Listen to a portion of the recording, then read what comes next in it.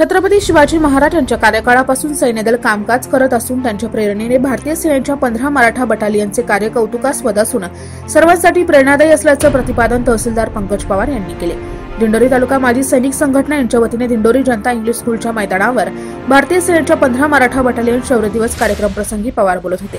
त्यावेळी व्यासपीठावर तहसीलदार पंकज पवार, पोलीस उपनिरीक्षक कल्पेश कुमार चव्हाण, डॉक्टर असोसिएशनचे अध्यक्ष डॉक्टर राजेंद्र वराडे, प्राचार्य बी.जी. पाटील, सुभेदार मेजर भाऊसाहेब काळे, माजी सैनिक संघटनेचे अध्यक्ष भारत खांदवे, अग्निपंख अकॅडमीचे सागर वानखेडे, माजी सैनिक पंडित खांदवे, बळवंत ढाकणे, डॉक्टर विलास देशमुख, डॉक्टर सुहास पाटील आदी मान्यवर उपस्थित होते।